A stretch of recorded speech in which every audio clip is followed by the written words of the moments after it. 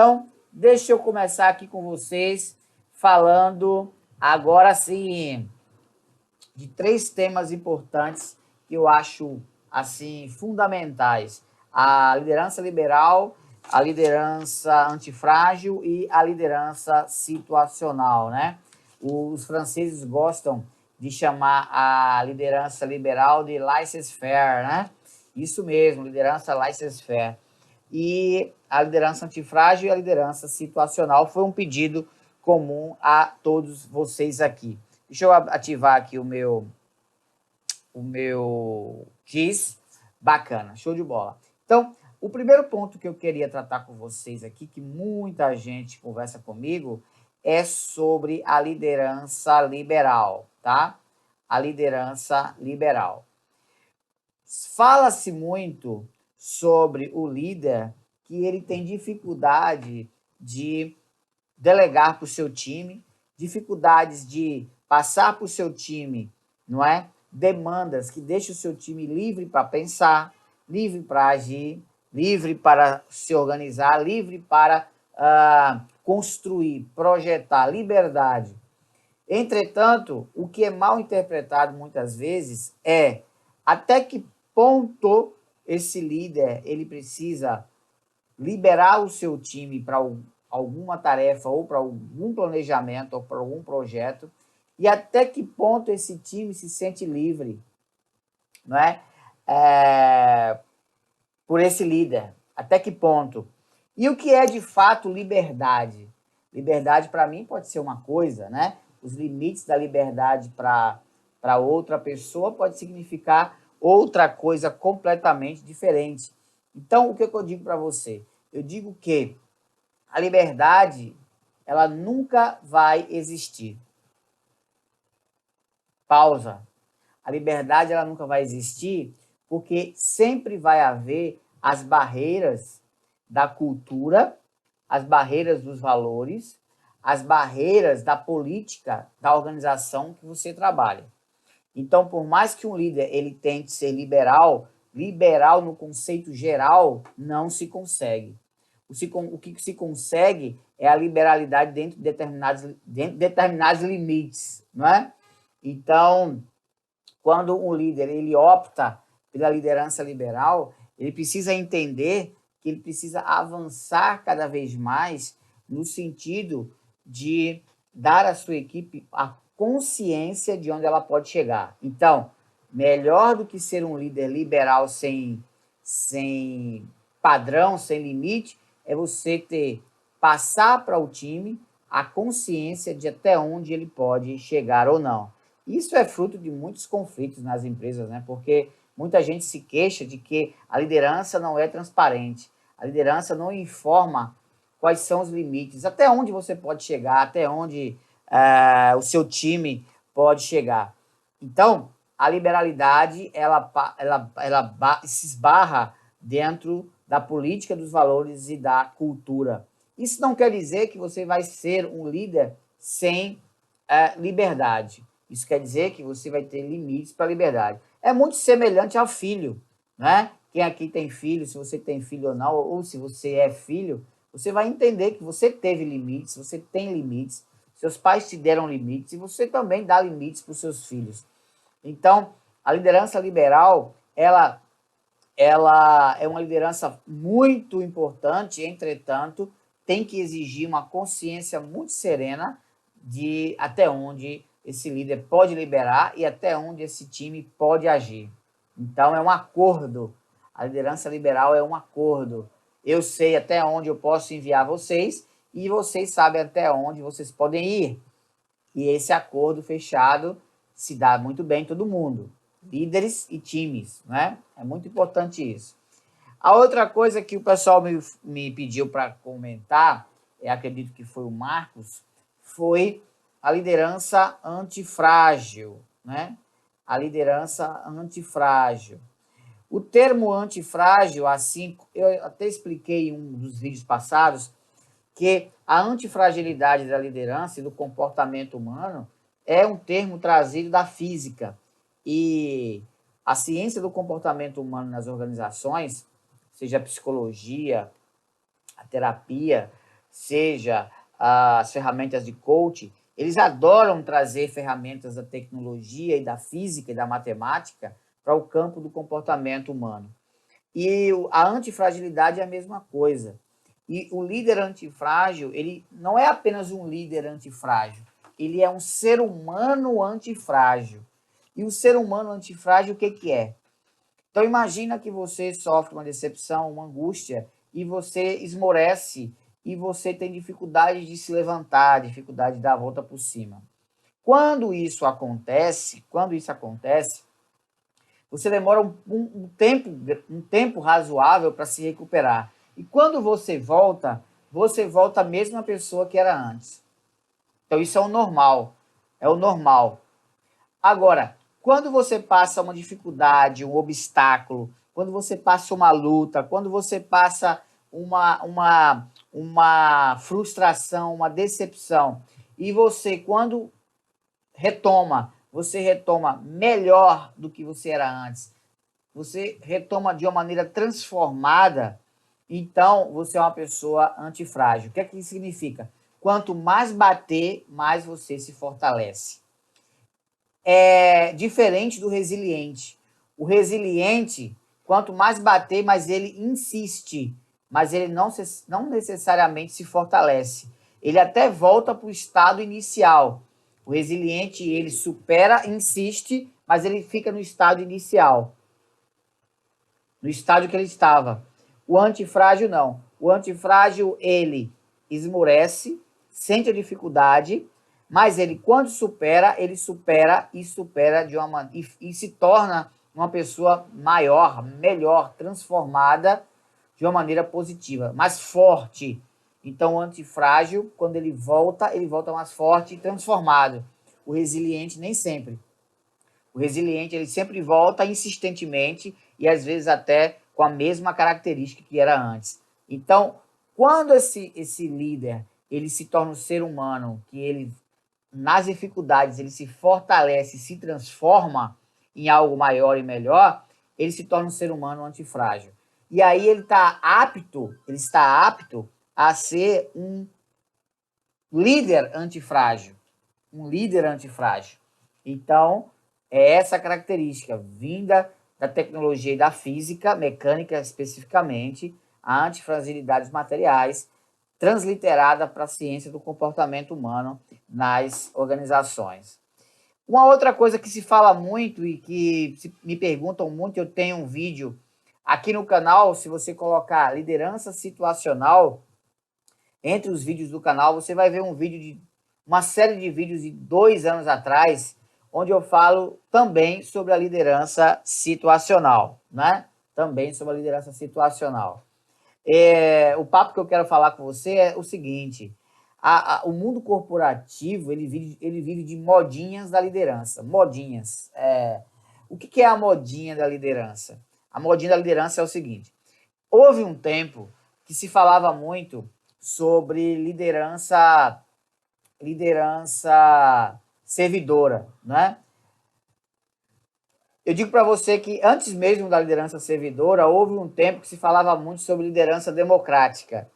E aí, depois da fase da liderança democrática, chegou a moda da liderança servidora, onde muita gente leu o livro do James Hunter, O Monge Executivo, né, a história do Leonard Hoffman e do John Daly, onde se falava muito sobre a liderança de Jesus e uma liderança servidora. E aí as empresas elas passaram a fazer programas de treinamento, mentorias para os líderes, especificamente da liderança servidora, trazida da base da liderança de Jesus.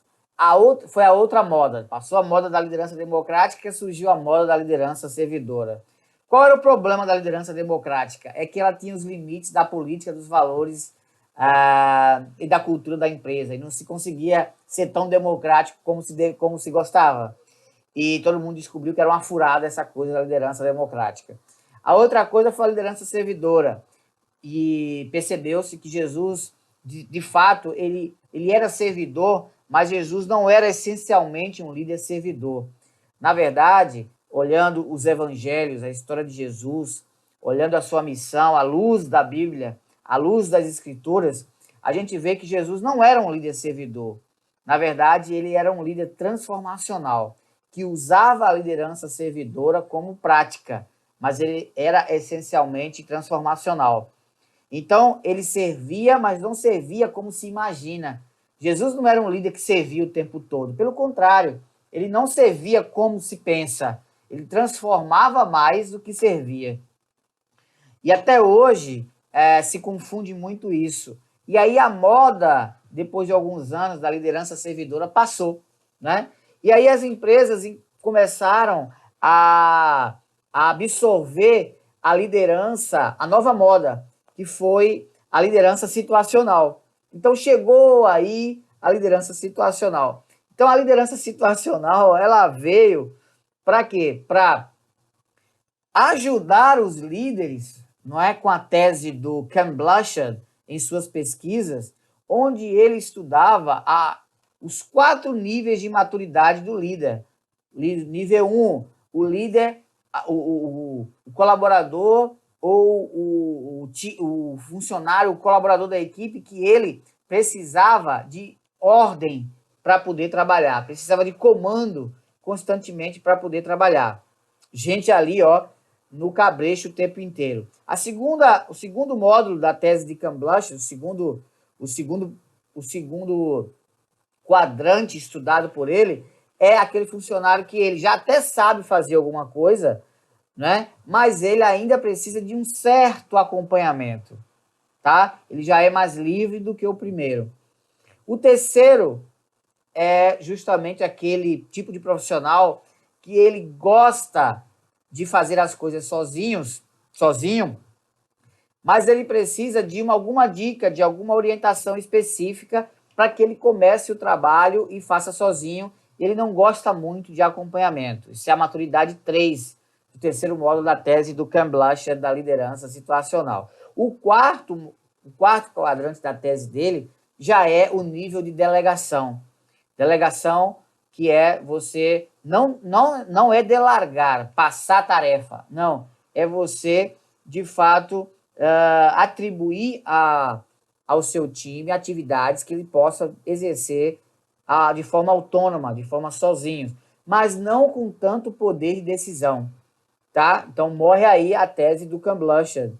E aí o líder, ele baseado no grau de maturidade do líder, o que acontece da equipe, no grau de maturidade da equipe, ele decide que tipo de liderança ele vai ser. Vai ser mais autocrático, vai ser mais liberal, vai ser mais uma liderança servidora, uma liderança que delega mais. E esse mix chamou de liderança situacional. É a liderança que depende da situação, como o próprio nome já diz.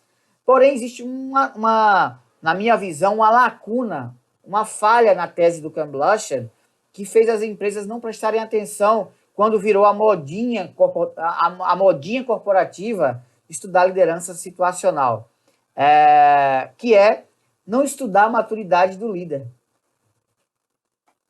Não estudar a maturidade do líder. Então, se estudou muito, se a minha equipe é isso, se meu time é assim, é assado, mas e os líderes? Tinham inteligência emocional e maturidade, conhecimento para interpretar a maturidade da equipe?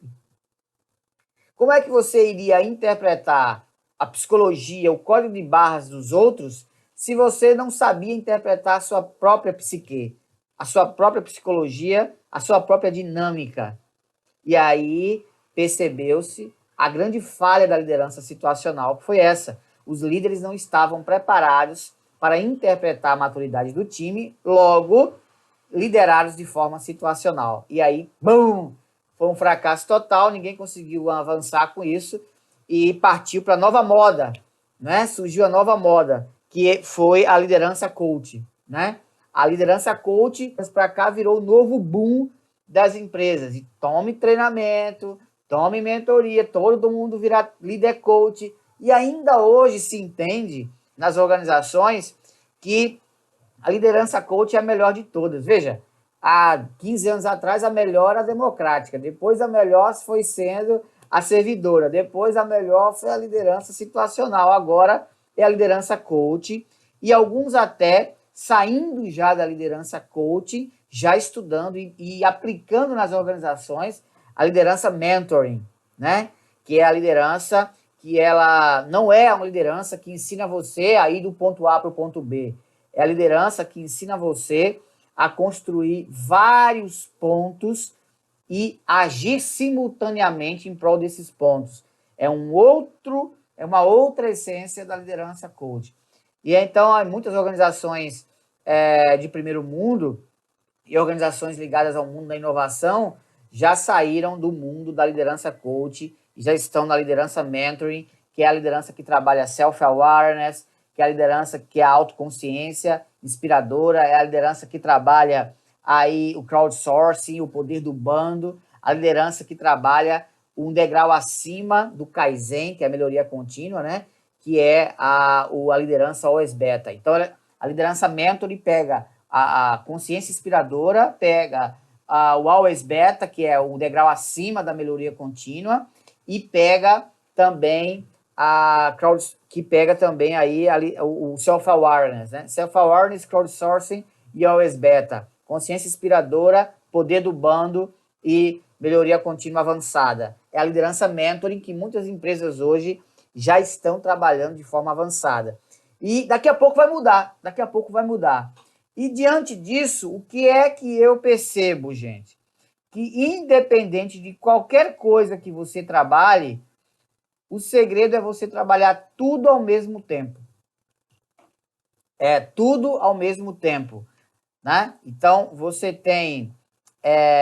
deixa eu fazer apagar aqui a nossa... Deixa eu apagar aqui esse whiteboard. Clear. Opa, peraí, só um instantinho, gente.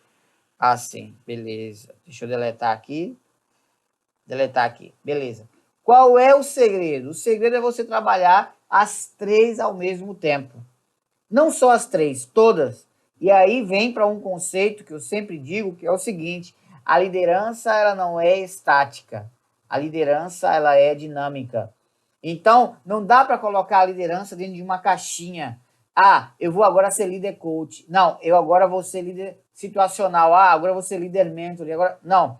As empresas que mais têm dinâmica de crescimento dentro da organização, com o fortalecimento das relações humanas a longo prazo, de fato, aquelas que entendem que a liderança é dinâmica e não estática. E aí é um programa adequado especificamente para a realidade dinâmica daquela organização. Então, essa é a grande questão, né? Uma outra coisa que... Deixa eu colocar aqui agora. Só um instantinho, gente.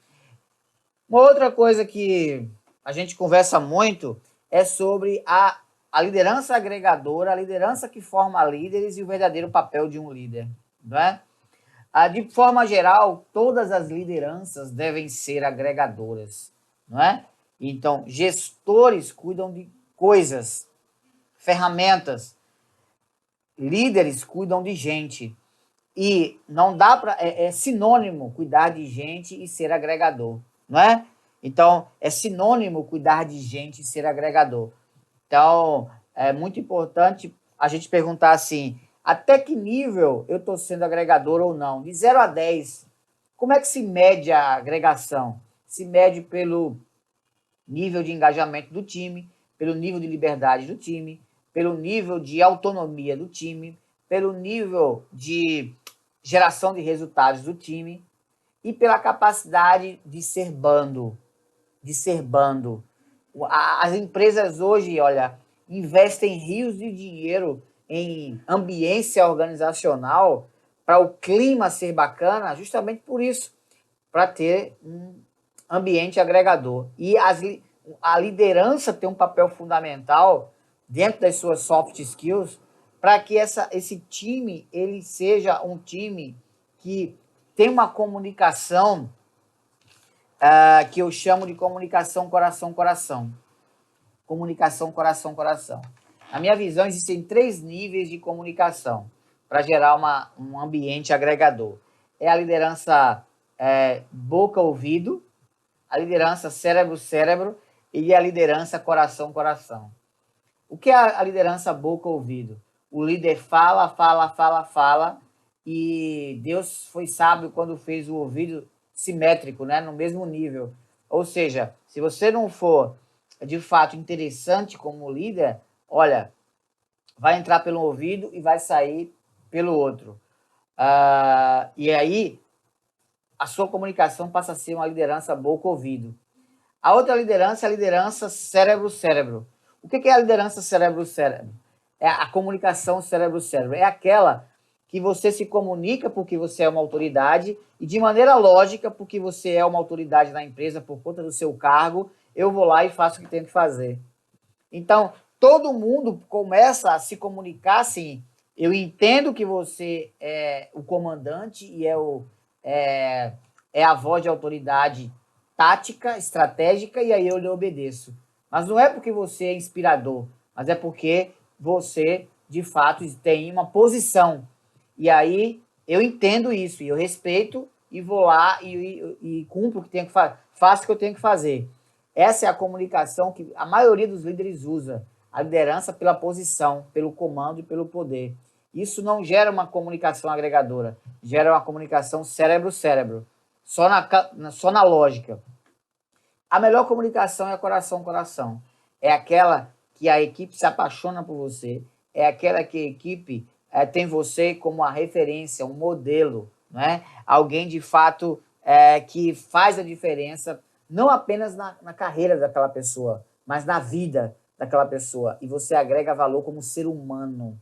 Você sai da comunicação apenas profissional e rompe a fronteira e começa a ser alguém de vida que é inspiradora. Em tudo, nas suas ações, no jeito de você pensar, no jeito de você falar. De maneira geral, todas as nossas lideranças, nós como líderes, precisaríamos de ser líderes agregadores. Mas é isso, seria uma regra geral, é preciso ser agregador, mas não é tão simples como se imagina, né? A outra coisa é a liderança que forma líderes, né? O mundo hoje, não é, gente? O mundo hoje ele vive uma crise de liderança por tudo que é lugar. É uma crise política de liderança, é uma crise religiosa de liderança, é uma crise social, é uma crise institucional. Em todas as áreas que você imaginar, faltam líderes. Mas líderes, de fato, não é apenas gestores de coisas, de ferramentas e de indicadores, de KPIs. Não. Líderes que transformam a vida das pessoas. Então, e que fomenta a liderança. O líder que fomenta a liderança é aquele líder que ele faz tudo para ser substituído.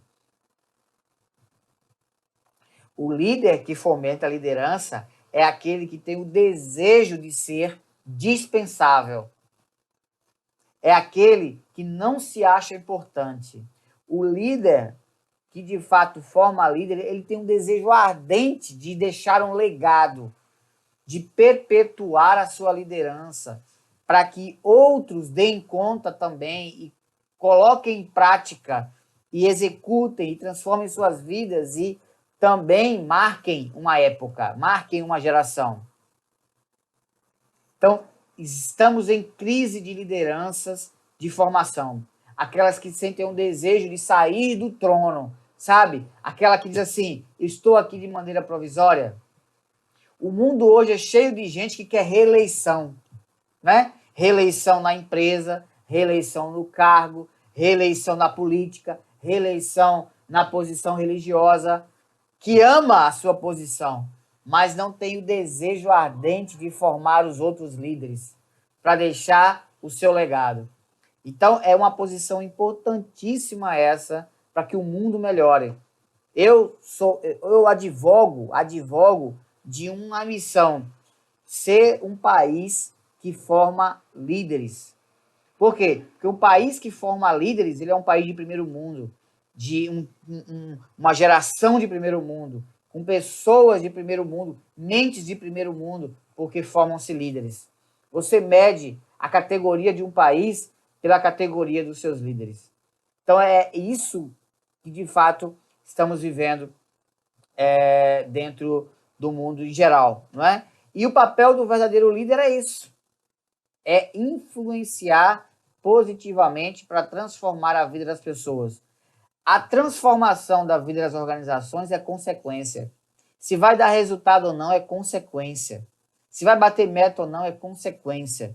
Mas quando um time entende o propósito, quando o time entende uma visão, quando o time entende que ele consegue avançar de maneira positiva e deixar uma marca, pronto, aí se torna um papel do verdadeiro líder, né? Bacana? Eita, tô vendo aqui que vocês estão comentando, continue comentando aqui no chat, porque daqui a pouco eu vou conversar com vocês, tá bom? Show de bola? Deixa eu agora mostrar o outro tópico que eu trouxe para vocês. O planejamento da liderança e liderança home office, né? Olha, todo mundo, olha só, anota essa, hein? Anota aí. Todo mundo planeja para ser gestor. Todo mundo estuda para ser gestor. Mas quase ninguém estuda para ser líder. Eu vim da escola da engenharia. A minha área da engenharia, a minha área da física, a minha área da geração termoelétrica, a minha área da geração de energia renovável. Eu estudei matemática e física a minha vida inteira e química. Estive na Petrobras, em grandes empresas multinacionais, do ramo do petróleo e da geração de energia. A minha base toda é matemática, é física. Engraçado que todo mundo, pensando em ir para um cargo de liderança ou galgar uma posição em uma empresa, se prepara para medir coisas e não para influenciar pessoas. É esse o problema do planejamento da liderança. É que se planeja para exercer cargos, se planeja muito para exercer funções que se mede com planilhas, com gráficos, com indicadores, KPIs. Mas não se planeja para lidar com gente. Se a mola mestra de tudo vai ser pessoas, como é que não se pode, como é que eu vou esquecer de lidar com gente, não é? Essa é a questão. Agora, por isso que quando aconteceu agora o isolamento social por conta desse problema do coronavírus, o que acontece? As empresas foram fazer o que já deveriam ter feito há muito tempo, pelo menos por 4, 5 meses, que foi o quê? Treinar seu time, seus líderes, para se preocupar com as pessoas. Engraçado isso, né? Aí eu vi muita empresa, muita organização colocar o slogan assim, ó, na pandemia, na crise do isolamento social, a nossa empresa cuida de gente. Mas espera aí, e antes, cuidava de quê, então? Ah, aqui nossos líderes cuidam de pessoas. Espera aí, e antes do coronavírus, cuidava de quê? Cara pálida.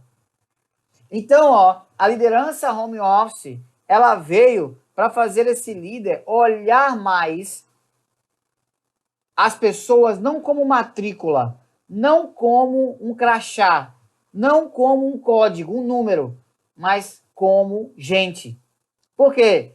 Preocupação com a saúde, preocupação com o bem-estar psicológico, muita gente ansiosa, muita gente caindo em depressão, em síndrome do pânico, ou aquelas que tinham já isso um pouco, afloraram na quarentena, no isolamento. E a liderança home office ela é nada mais nada menos do que uma liderança que cuida de gente. Por quê? As ferramentas para você utilizar, tecnológicas, para você fazer seu time trabalhar, ou para você trabalhar como líder dentro de uma organização, é as mesmas para todo mundo, são as mesmas para todo mundo. Agora, para que você faça a pessoa, à distância, fazer o que tem que ser feito, saindo do campo da supervisão, ó, da supervisão, ó, da áurea da supervisão, que é a nossa cultura que veio da Revolução Industrial, trabalhar sob supervisão, trabalhar dentro de um site onde você tem 4 paredes e você está sendo visto por um gestor ou por um líder, e aí agora isso sai, e aí você está na sua casa, você está onde você quiser trabalhando, e aí esse campo e essa áurea da supervisão, ela deixou de existir, porque agora você está livre na sua casa, no seu quarto. Como é que você, então, consegue liderar efetivamente? Se não for entendendo de gente, com 3 meses vai todo mundo pedir para ir embora, ou vão arrumar outro emprego, porque enquanto ele está trabalhando aqui numa reunião com você, ele está enviando o currículo para outra empresa.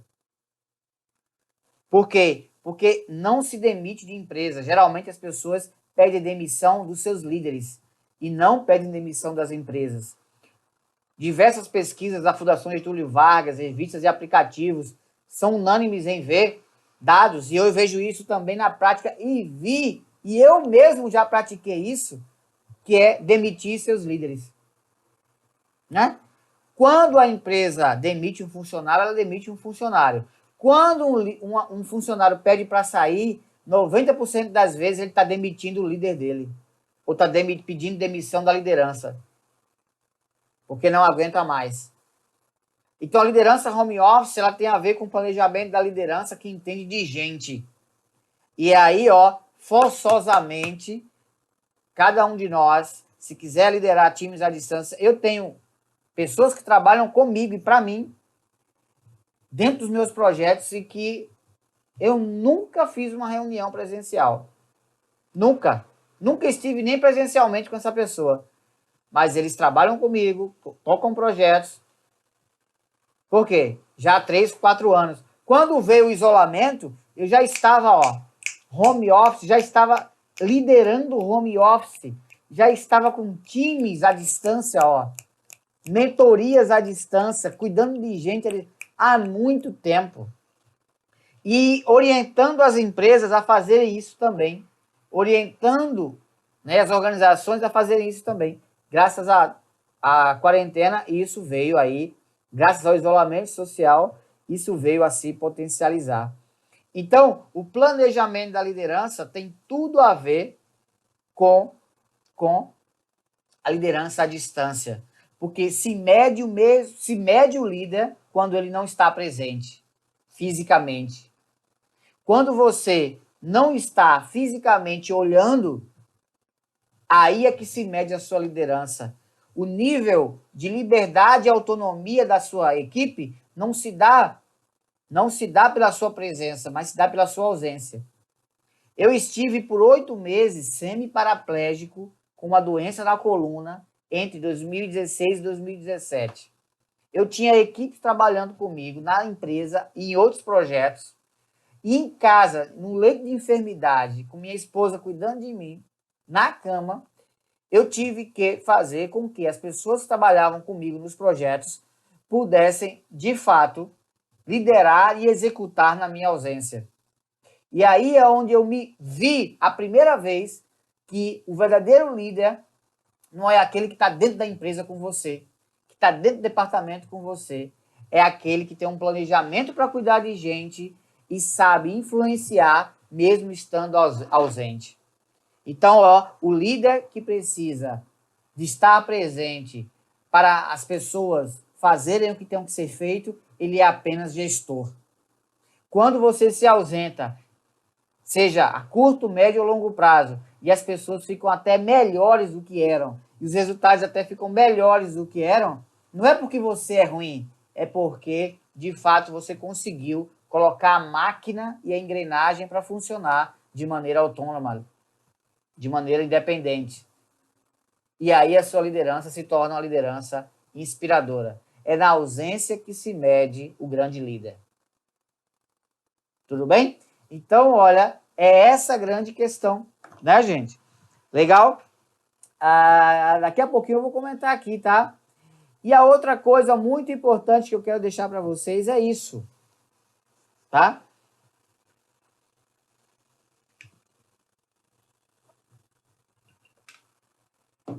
Seja diferente entre os iguais. Quando você estiver num grupo que todo mundo pensa para a derrota, pense diferente. Quando você estiver num grupo que todo mundo pensa positivamente, pense ao quadrado. Quando você estiver num time onde todo mundo se isolou, se exponha. Seja diferente entre os iguais.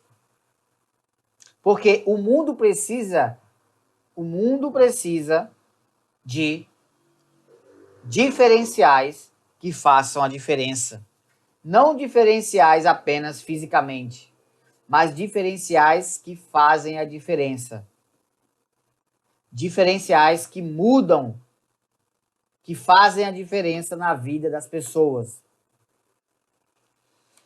Reza a lenda que um escritor, ele estava na praia e ele viu um jovem dançando entre as ondas. E aí ele se aproximou desse jovem, esse escritor, e viu que o jovem, na verdade, estavam andando de um lado para o outro, catando estrelas do mar. E aí ele pegava as estrelas do mar, esse jovem, sentava e começava a jogar as estrelas do mar para a maré, salvando aquelas estrelas do mar e colocando elas de volta ao mar.